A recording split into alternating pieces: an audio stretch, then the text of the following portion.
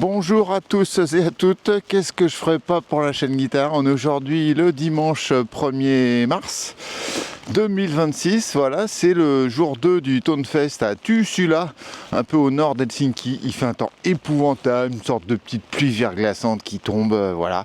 Mais c'est pas bien grave parce qu'on est ici pour couvrir ce super salon de guitare, que hier c'était une super journée et qu'aujourd'hui ça va être une belle journée, bien au chaud à l'intérieur. Voilà, voilà. Allez, on va tout de suite à l'intérieur, hein.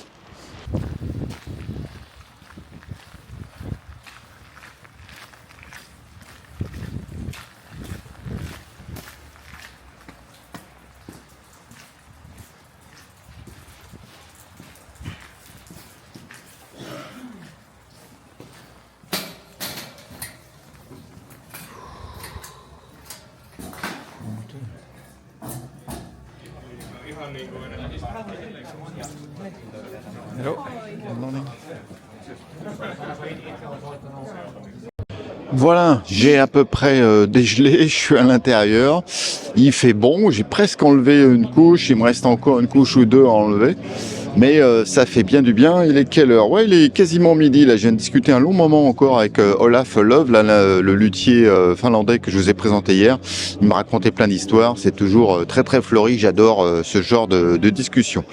Voilà, donc comme vous voyez autour de moi, les gens sont là tranquillement, hein, c'est comme un dimanche assez peinard. J'imagine, c'est comme en France, hein, les salons vont du dimanche. La journée du dimanche va plutôt s'animer un petit peu plus tard.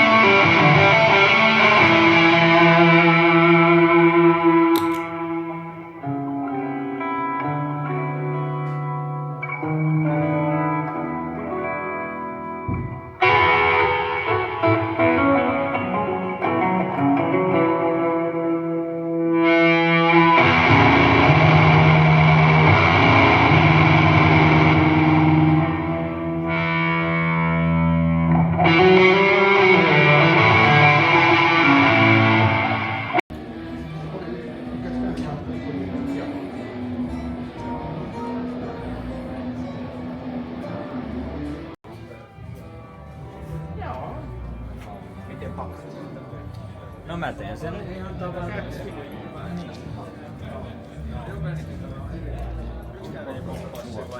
Yksikään ei pomppaa sillä sellaiseksi, että tää on se nyt se resepti, mitä mä teen.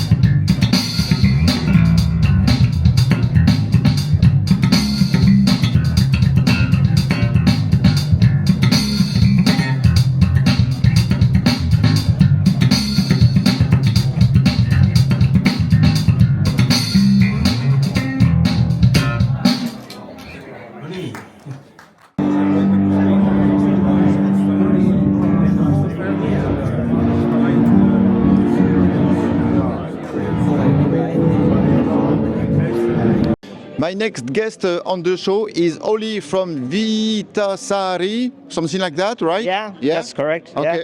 Yeah. Thank God I did not completely destroy your last name. Yeah. Oli, how are you doing at day 2 at the ToneFest? Yeah, I'm fine. It's been great so far. Like lots of great builders here, so it's awesome. Yeah. So I discovered your instrument on stage yesterday. There was a great band playing. Before I show the instrument, tell me a little bit more about yourself. How did you become a guitar builder? Well, like most, I was playing guitar and I started to get more and more interested in how the instruments work and what effects sorry. Yeah. So what affects what? So I just slowly started repairing and then just started building. Okay. Yeah. Who would you say are your main influences regarding guitar building? I'd say Juha Ruokangas was maybe the first one that sparked the interest for me, and you has been very helpful over the years. And I did my internship at Juha, and I consider him my hero. Yeah, okay. He's a great guy. And in fact, I'm going to stay 1 day and a half at his place tomorrow. To record some video chronicle. And I had the pleasure to interview him many times in the past. So he's a great builder. I'm sure he was a great teacher. Sure. Yeah. The best. I'd say he's the best. Yeah. All right, so let me flip the camera. So this is all the beautiful instrument you have here. So which one do you want to start with? I'd say start with the semi-hollow. Yeah. So pick up the guitar and tell us everything about it. What's the name of the model? It's called the OM semi-hollow. Okay. So it's offset model. Yes. Semi-hollow. So it's older body. Yeah. And for this instance, there's a flamed birch neck and nice. and ebony fretboard on this. And the construction is so that it's mainly hollow inside, so it's pretty lightweight guitar. So there's some options you can have for it, like different pickups. The mastery vibrato and the bridge come standard with these guitars, and you can customize your neck profile, fretboard radius, nut width, things like that. And that's your pickups inside all the guitars today that you have here, today, right? Yeah, that's correct. And for this guitar, I have what I call the low output humbuckers. So there's it's wound with a slightly thicker wire. Okay. So it gives a bit like a single coil like tone. Okay. So it's bright, right for a humbucker, but it's versatile Yeah. for many applications. Yeah, yesterday the sound on stage was amazing. Tell me again the name of the musician who was playing this? This guitar is Ossi Maristos guitar. Okay. He's a great player. Yeah, great player. All right, so let's switch to another guitar. Which one do you want to present now? We'll take the Olli Haavisto signature model. Yeah, okay. It's called the OHM, Olli Haavisto model. Okay. And it's a 25-inch scale length lap steel guitar. Okay. And it features a neck-through older body and size, and then rosewood fretboard. Turn it around so I can see the back of... Sure. Okay, so there we can see the neck-through construction. Yeah. Okay. Yeah, and then we have a little device here that helps Olli to play while standing up. Yeah. And you saw yesterday. Yeah, and you can remove it. Yeah. And once again, pickups by me. They're more like a PAF style humbucker for this one. And we have a custom bridge that Olli and I designed together, and it's a bone saddle here, and underneath there's a Fishman piezo.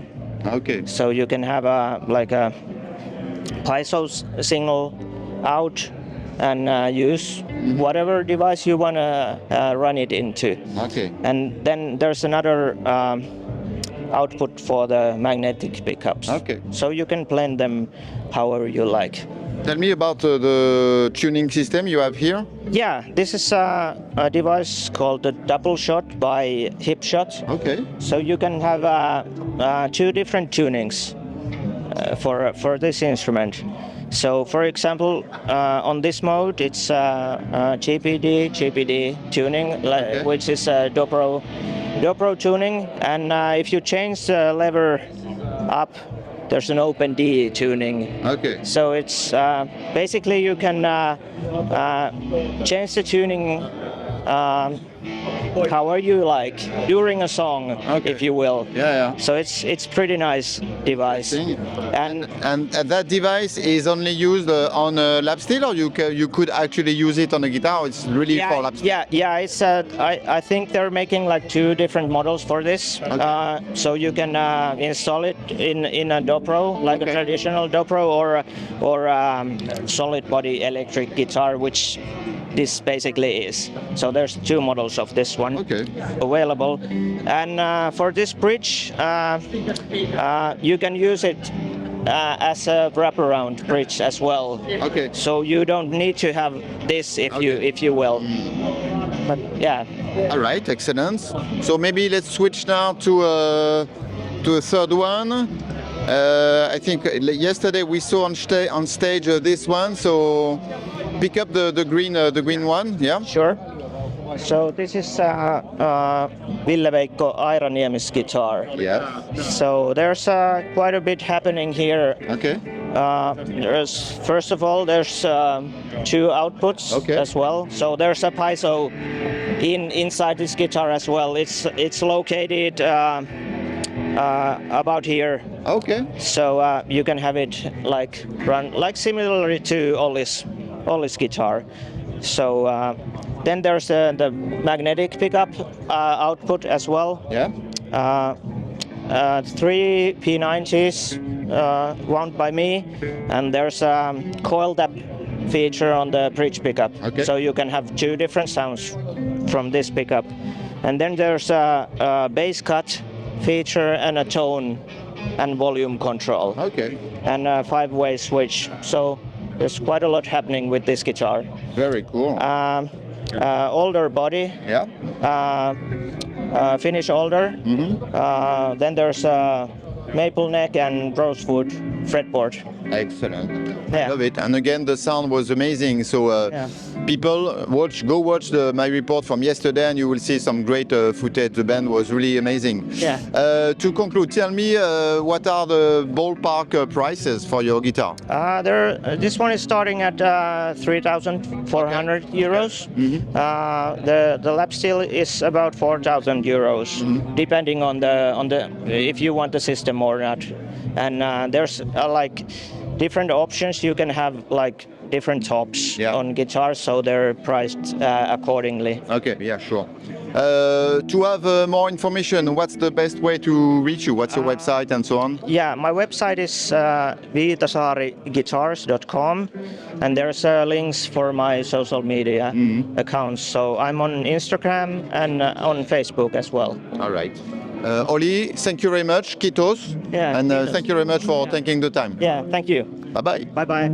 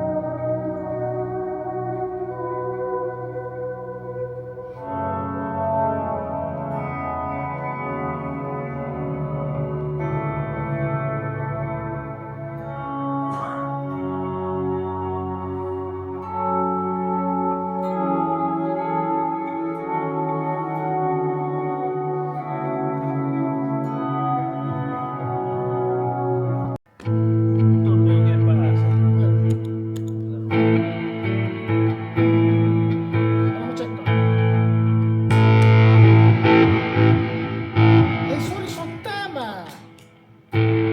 Joo, tää. Vittu.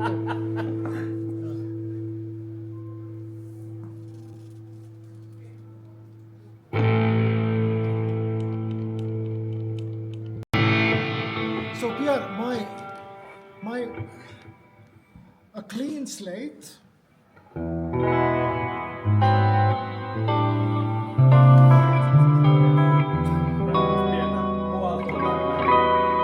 And then the angry English working class.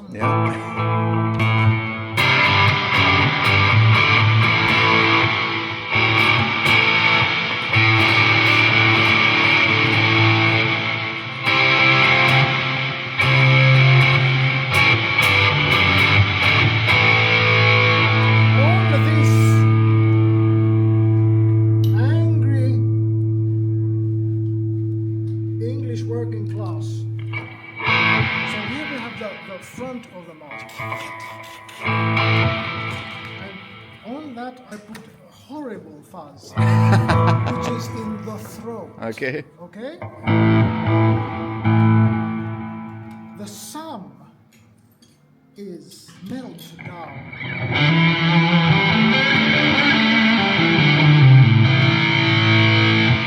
With cleanup.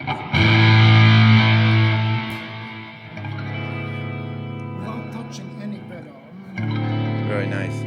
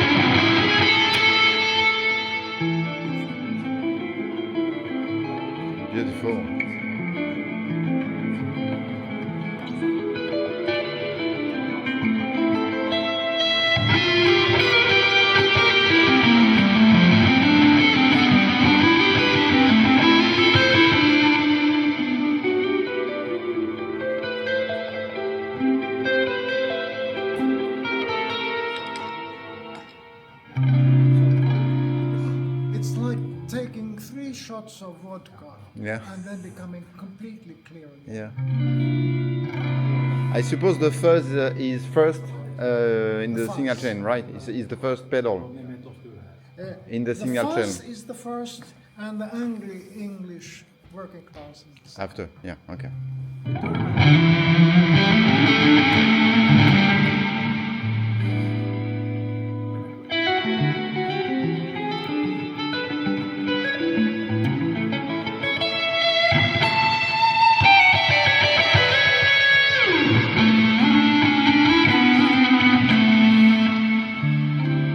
So this is, I love it.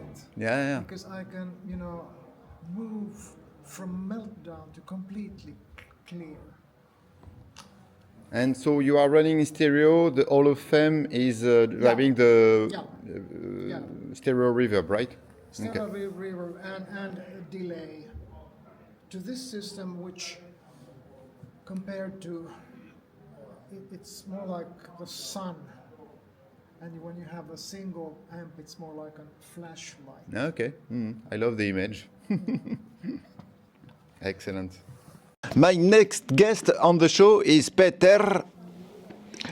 What's the name? The last name? Was Lerche, but you're supposed to say it Lerche. Okay, but Lerche is the French way, which is the wrong way, and Lerche, machin. You can't help it. You're Parisian. Yeah, definitely. All right, so while I was preparing for the show, I asked Yua Rokongas, my good friend, and it's thanks to him that I am here. Yeah. And he told me, well, who should I asked him, who should I interview here? And you are the first name that really came up in the list. So here we are doing an interview.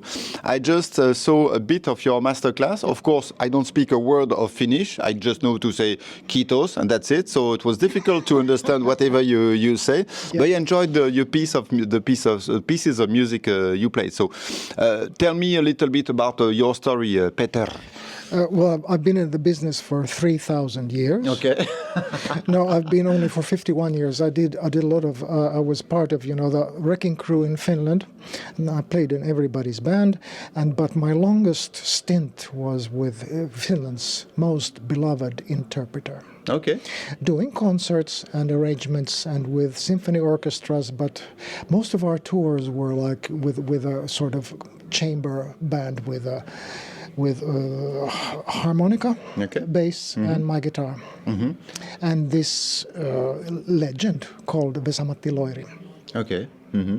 Who would you say are your main influences regarding you as a musician? Guitar. As a musician, I grew up before I was born with Bach. Okay. My mother told me. Mm-hmm. And then my father was a semi-professional musician, and I started with drums when I was 7, playing American classics. Okay. And also some Finnish classics. And then I went crazy with the guitar, like my generation did. Mm-hmm. I'm born 1954. And so when I was 13 and 14, I didn't go to sleep before I found out what Eric Clapton was doing on Sunshine of Your Love. Okay. Which is it's a segment of Blue Moon.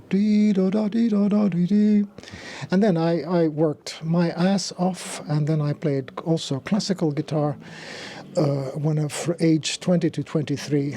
Worked 2 hours on that every day, and then the rest of the day I practiced with the plectrum. And John McLaughlin was very important. Mm-hmm. Yeah, okay, and there is this question I love to ask also, is if you have to pick several turning points, several important turning points in your career, what would they be?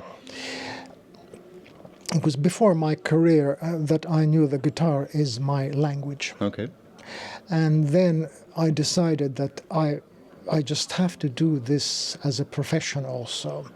And this can be difficult for the families because very few people actually understand what it takes. You have to have your Sparta. You have to work like crazy, and then after a certain stage, when you have the technique, you have to have this sense of aesthetics, and this is going to sound weird, sense for the lyrics. Okay. Mm-hmm.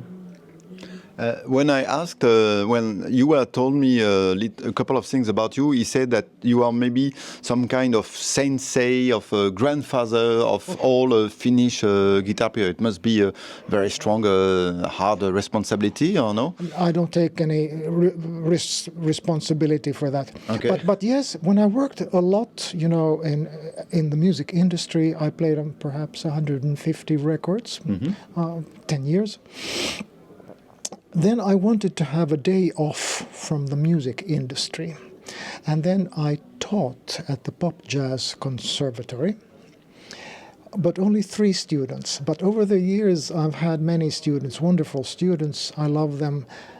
And I feel sort of that I'm privileged to have worked with them. But I don't like these sensei words at all. Okay. And what do you try to transmit to the musician you teach to? Very good question, Pierre. The first thing would be to listen what you're actually playing. So it's not a mechanical thing. You play what you hear. As Miles Davis said, well, Jeff Beck, he doesn't play anything that he doesn't hear. Jeff Beck, he's a singer. He just happens to have a guitar in his lap. But that's the difficult part, right? To establish the connection between what we have here or in our heart and translate it in hands. Yes, with the hands. Yes, it is. But, a very important thing for me was with John McLaughlin and his group Shakti. Yeah. I heard that they had a system with rhythms. And so I began to study this Konakol system, which takadimi, takadimi, takadimi, takadimi, takadimi, takadimi, ta. And then you work tadekinato, tadekinato, tadekinato, tadekinato, takita, takita, takita, takita, ta. And to have this dance inside your head and translate it to the guitar is oh my God. It's lovely. Did you teach this to Matthias Eklund, or is it the other way around? Because Matthias Eklund talks about that all the time too. I'll have to call him. I've never met him, but he's a lovely person. Yeah, yes, indeed, yeah. And like the best, one screw is loose. Yeah, definitely. And when I did many times interviewed him, and each time it's a crazy experience. That's for sure. You start with certain things, but then you get involved and you find this incredible dance. I'll do 3 times 19 plus 7. It's 64.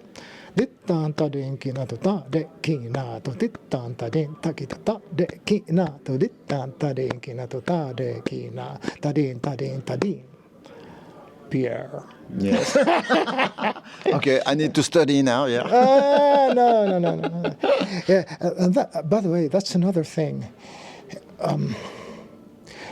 The fuel comes from the passion of the student. And just, one can sort of, you throw a question or you could take a look at this. And the ones with passion come the next week. I looked into this, but it carried me to this place. It made me go there. And then I understood, he doesn't need me. Okay. So it's more like, I feel like a midwife for the process. Wow, Yeah. where did that come from? Yeah. And you are able to have this kind of process with anybody, or some people it does not work and you can't make something out of the student because he's not good enough or not passionate enough, or It's this. The passion is the fuel. Yeah. If the passion isn't there, there isn't the fuel. Yeah. And the train won't move. Or we will go to the wrong place. Yeah. Yeah, I love that you talk about passion, because the motto of La Chaîne Guitare is to be is passion amplifier. Yeah, that's yeah. You have to tell me the story about your encounter with Yua Rokongas, because he told me an interesting story. I would like to have your version, so tell me. Well, I had bought, and was with with a big band in New York, and my Les Paul got stolen, and I with with the money that I got from the insurance, I bought a very, very nice Les Paul. 69. It was the Black Beauty thing, and it was only mahogany and extremely heavy. Now at that time, extremely heavy was seen as now you're going to have a lot of sustain. And I had a lot of sustain. But we're coming to another thing here, the vocal. The vocal there was more like a like that. And I played some really beautiful Les Pauls, and they were not they were like open. And so Juha calls me. I didn't use this Les Paul anymore. He calls me, can I come and show you a guitar? I said, no, please don't. But he came there, and the guitar... He came anyway? Okay. He came anyway, and I knew that I wouldn't get in sleep. So I have this instinct. And I didn't get any sleep. So that's the guitar that I use to this date, and it's like 29 years ago. Okay. And after we moved the treble pickup 1 centimeter towards the neck, because I don't like I want it to be more like, a little bit lower and not so sharp. And now I have about the 7th series of pickups, and now Juha came along and showed me these pickups that were beautiful Kalevala names. Aino, the woman, Väinö, the man. And Väinö, of course, is the treble. And Aino is the lap. And they are outrageous. And we have the designer of this pickup here. They haven't waxed them at all. So they have this lovely shimmer. And they don't feed back. It's like what I use these terms, it's like the really small kitten going. And they were outrageous. So you're going to change the pickups on your Duke Rock on Gas? Yeah. Excellent. Yeah, you know, the story told me, you had told me, is that he handed you the guitar, you played one chord, and you said, fuck you, and gave it the guitar back. But you didn't say the fuck you part, huh? Yes, yes, I did. I say fuck you when I love people. Okay. Okay, good. You can use it if you want. Interesting results. This was today. Yeah. This beautiful his Les Paul. Yes, the unicorn model. Yeah, unicorn, and these 2 pickups there, and I'm crazy about sound, so I have this instinct that I played one chord and I knew it was there. Game over. Okay. Peter, tell me, what are your upcoming music projects? What's going on for you? I continue to practice twice a day, and today I had this thing here. I have solo concerts, one in May and one in this lovely place in Viljandi, the Viljandi Guitar Festival in October. Okay. So I don't have a lot, but my problem is that I am a happy human being. Which is good. Yeah, sure. Peter, thank you very much. Kitos, so it was a pleasure to be able to talk to you. Thank you, Pierre. Yeah. And I want to apologize. Je ne parle très bien français. Très bien, très bien. Next time we'll do it in French. Oh, no, thank you. Me teen se seuraavan kerran suomeksi. Sure. Kitos. All right, you have to tell me what is your dumbbell story. Don't tell me you ever had a dumbbell. Don't tell me that. Yes. Yeah. Okay. I had done, lots of sessions, and I wasn't happy with the amp that I had at the time. It was I ordered the first Mesa Boogie to Finland because I'm crazy about tone.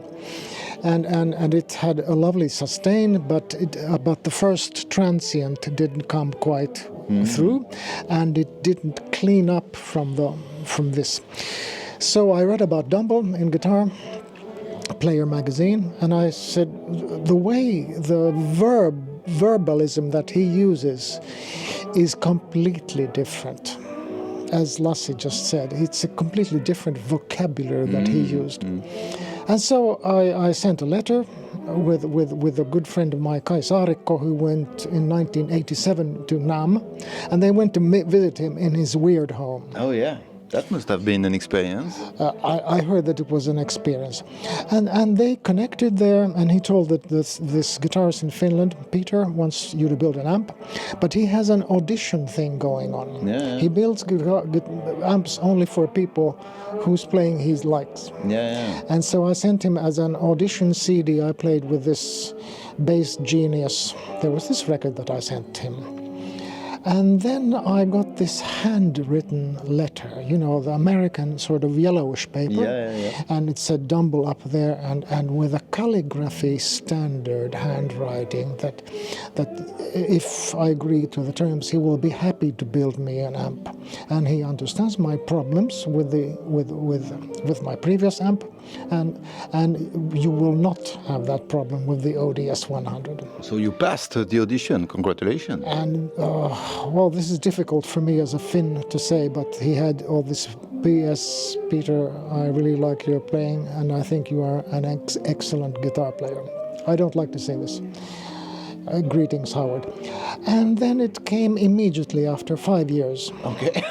Immediately after 5 years. I like it. And then my dear friend Lassi took it into his lap. Yeah. And changed the power source there. And Lassi said to me on the phone, this guy is completely different.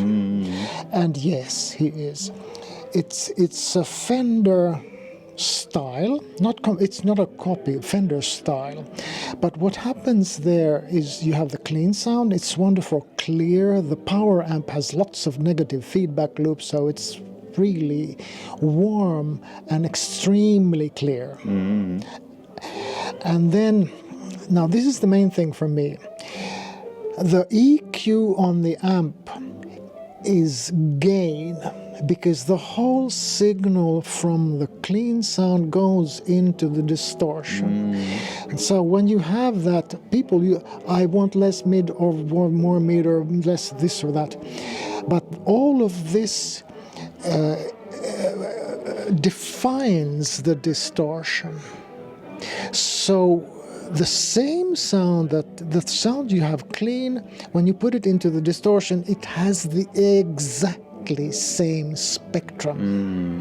So you have to take responsibility, and so it's not McDonald's. No. I want this and I want this,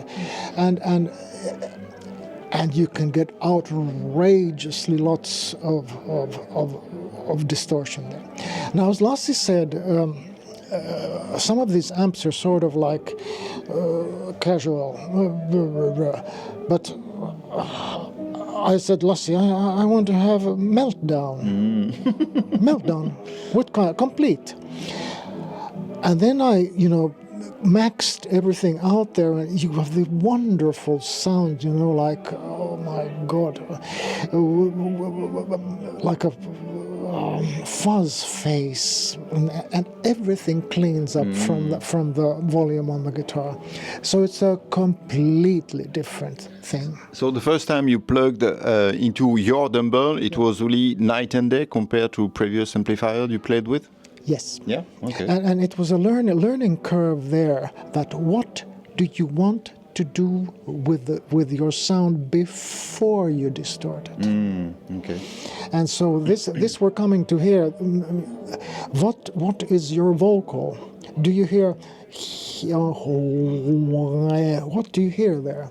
Like when you listen to Jeff Beck, his placement of the vocal is so clear. He's thinking like a singer. Now, in this case, you have to take responsibility for what you're doing. It's not just pick and play. And you have to learn also when you use this meltdown thing and lots of mid, you push them like a cello.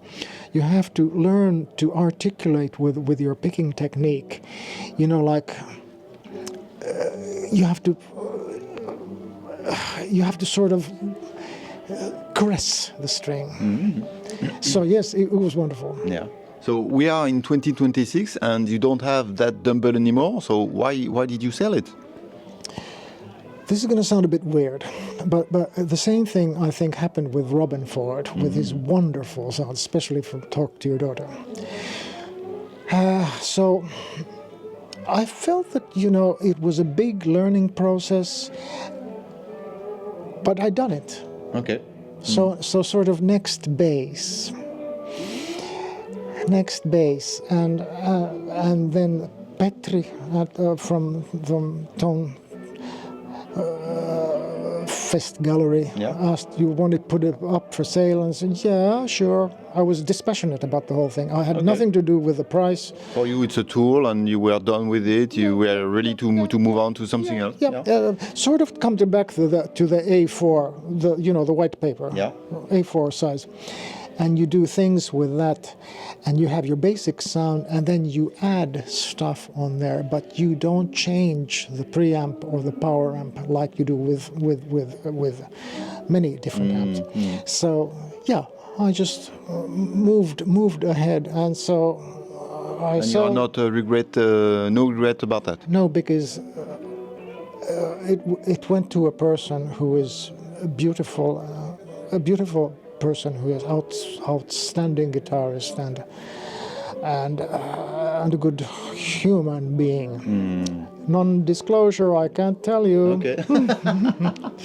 And was it difficult to play this amplifier? I mean by that we hear that every dumbbell amplifier is different. It's tailored to the player, and it's good, maybe it's good for you, but it's not going to be good for someone else. So was it the same? For me, I'm a Finn. And most of the sounds that people play with dumbbells, it's a sort of, they all sort of like play it the same way, like they only choose one color from the rainbow.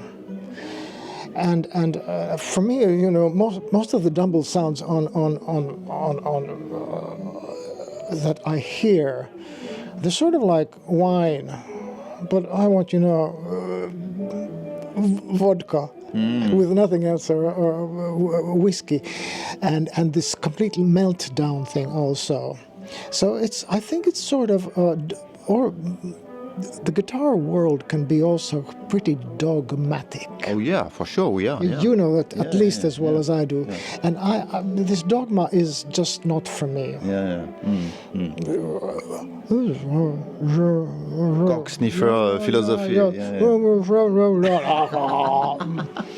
As we say in Finland, fuck. Yeah. But I saw that on your pedal board, if I'm not mistaken, you have the cymbal Matt Professor pedal, correct? I do. Which is a dumbbell kind of pedal? This is what the learning process made like this. So I can't have tubes in my setup because I worked with this artist and we were all the two of us on stage. I can't think, the 12AX7, the first one is probably rattling. So I have this stuff, but I couldn't do this if I wouldn't have the cymbal. Now what with the cymbal pedal is what I do. Guitarists will understand this. When you play a Fender and you have the volume at 8 o'clock or 9 o'clock, it's clear, but it doesn't have a lap. You put it to 10 o'clock, 11 o'clock, 12 o'clock even, depending on the mic. All of a sudden, you have a lap there. Now I use this cymbal just to give that lap. So in fact, Lassi's pedal is my sort of mastering device before it goes to the delay and reverb. All right. Peter, thank you very much. Kiitos for sharing this cool dumbbell story. Thank you. Okay. Thank you. Bye-bye. My next guest on the show is Lassi, something like that. How are you doing? I'm doing well. Yeah? And this is a nice day because we have this meeting here and meet all my friends here around. How do you like the ToneFest here? Do you come to each ToneFest every time? Almost every. And And it's best thing is to see friends Yeah. and also the new gear and so on. Anything interesting, exciting you saw here? I haven't got enough time Okay. to see everything, but new pickups from Ruokangas, Aha. P90. Yeah, we are going to talk about that. You know, what's interesting is that two people told me about you. So you are Rokongas is one, and Peter Lerche, something like that. Yeah, okay. Yeah, 10 points, okay. 10 points for me. Told me that I should interview you. So what's your connection with you are Rokongas? We started in, was it 1900 something, or Juha was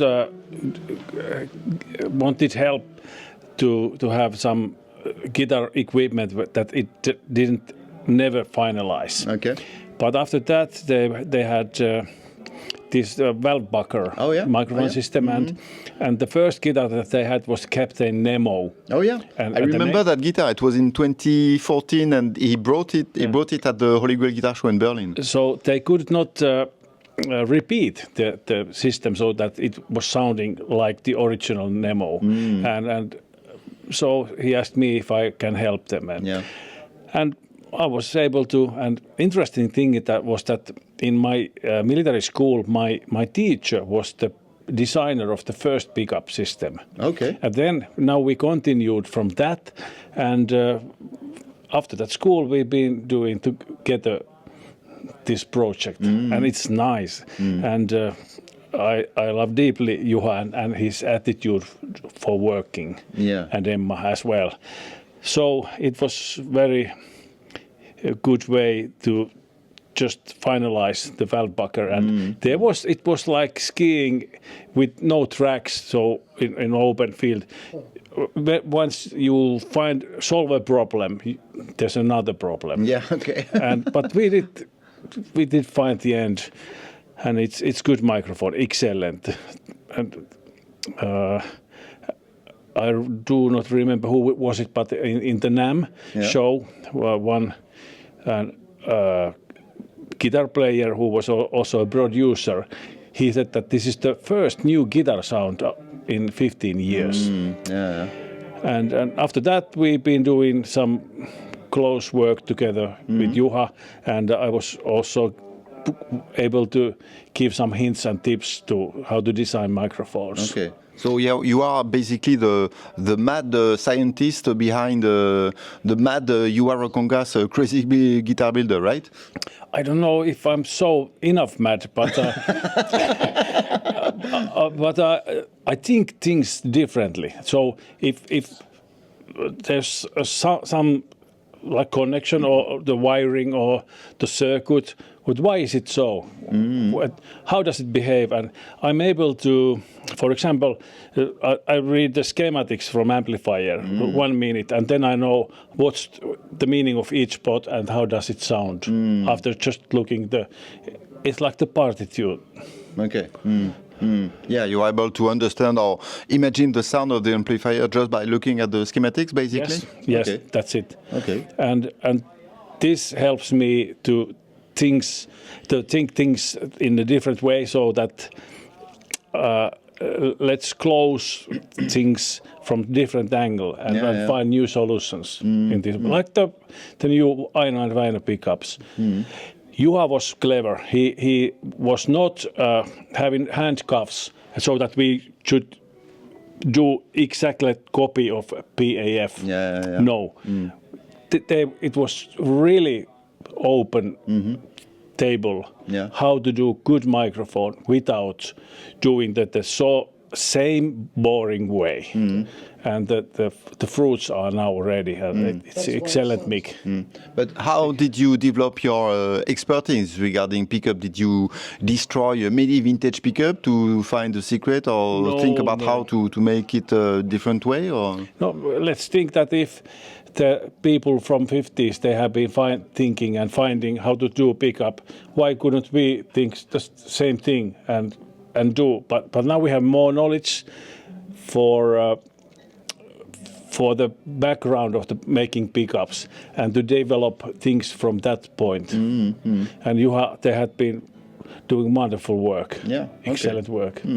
So that's how you develop his top secret technology to stabilize, right? He called that stabilize, so not wax spotting, but for his humbucker and P90 pickup, correct? Yeah. Yes, and it's an excellent way. I have a pair in my one guitar. And they are just like eating toffee.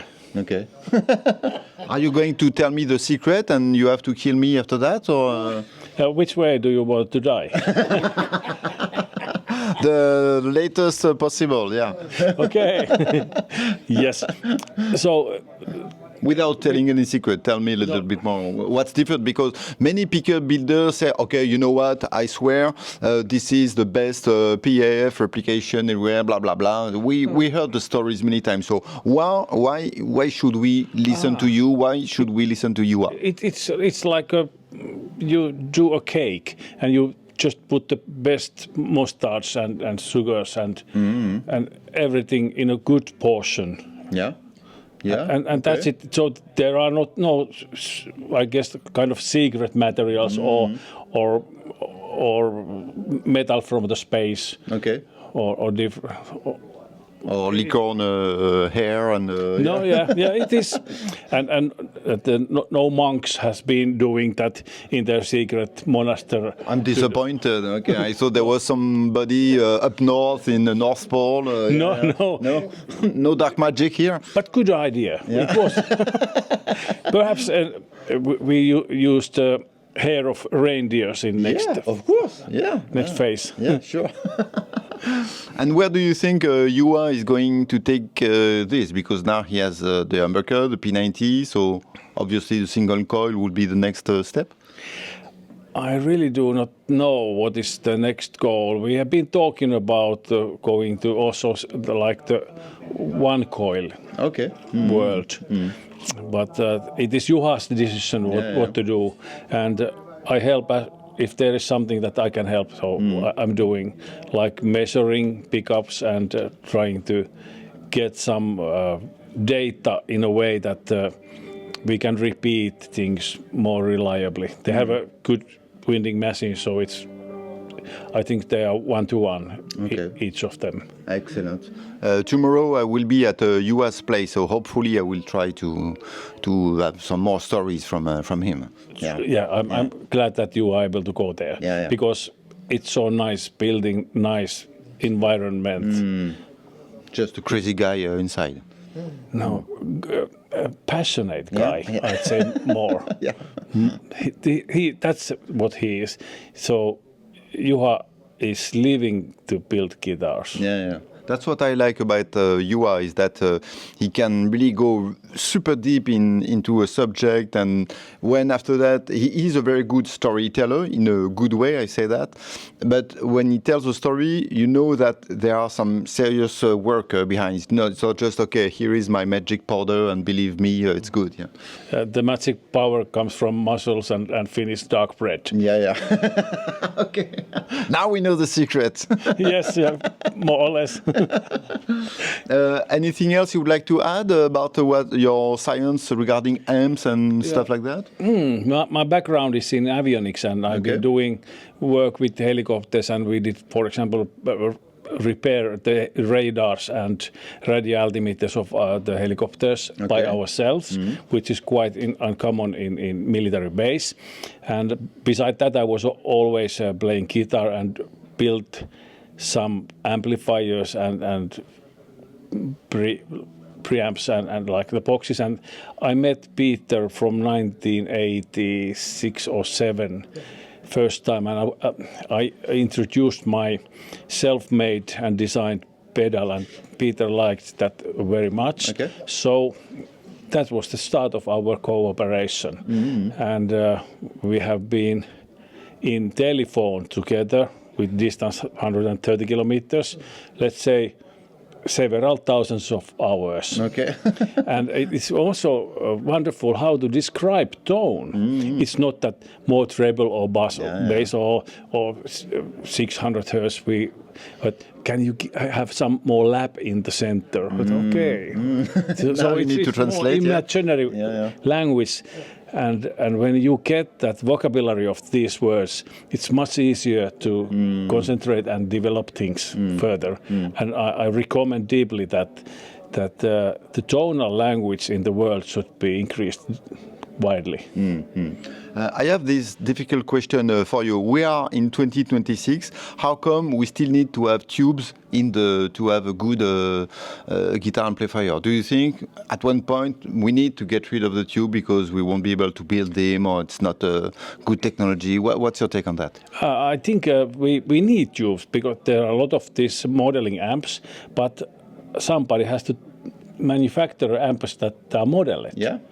So we need but to have. We have the transistor, right? So we should be able to do something about that, no? No transistor should. It's not going to be ever a good transistor-built amplifier. Tubes they warm because they need to get hot cathode, so they have much more warm capability to understand tone and the electric signals. And also I had said that if you have a radio, you have transistor radio or old tube radio. The old tube radio has much more nice weather forecast and better news. Okay.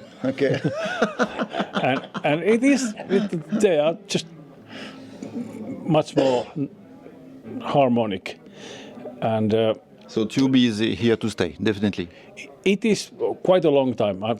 Let's say it's possible that after 10 years the tubes are bypassed, but still it is the original way to close and get closer of the tone.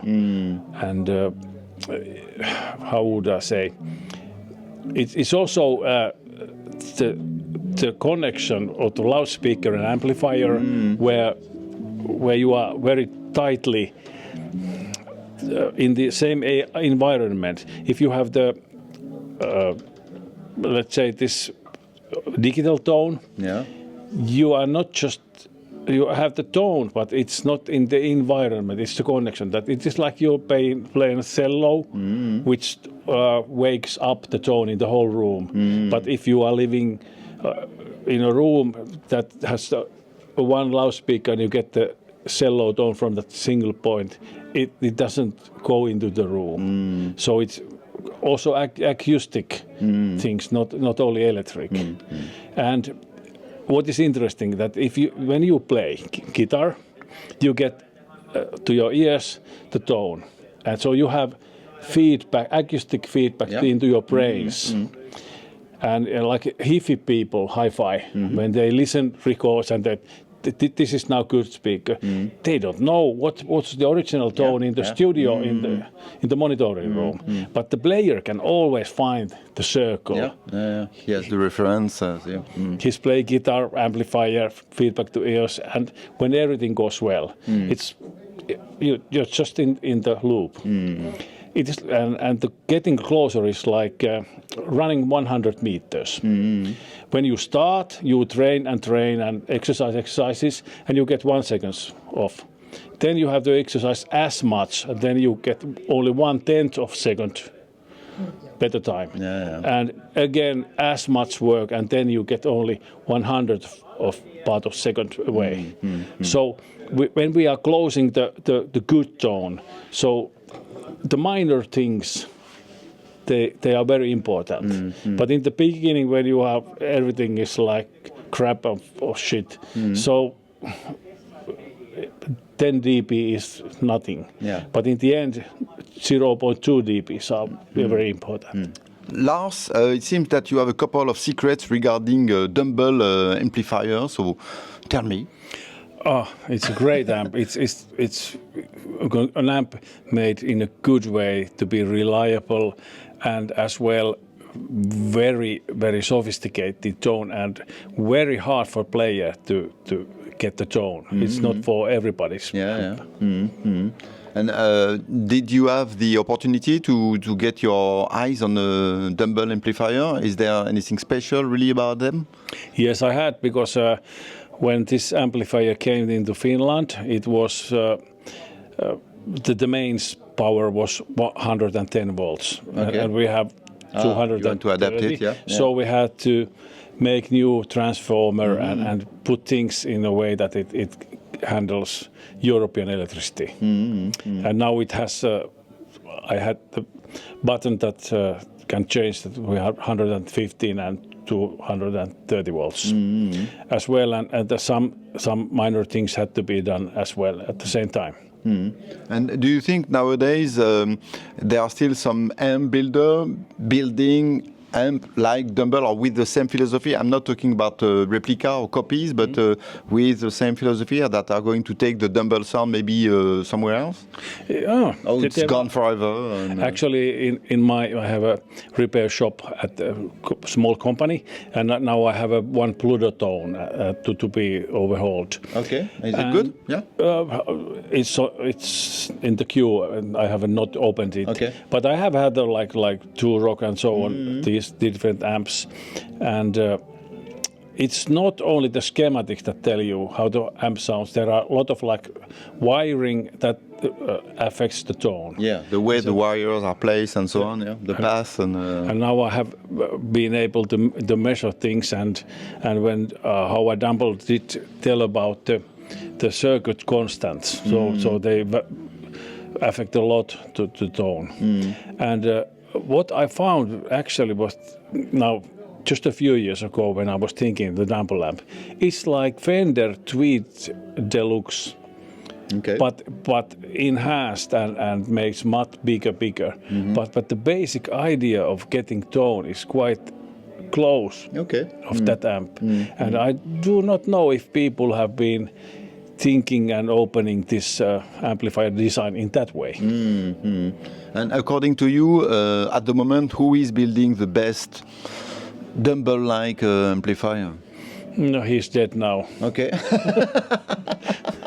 So not anyone is coming close to what Alexander Howard Dumble was doing? Tool Rock has get quite close, and but they handle different things. It's not the same ideology of like Dumble did, but I can name I can name a company that is quite close. And for example, there are in the internet there are a lot of schematics of different amps, and Peter's amp is not that most common.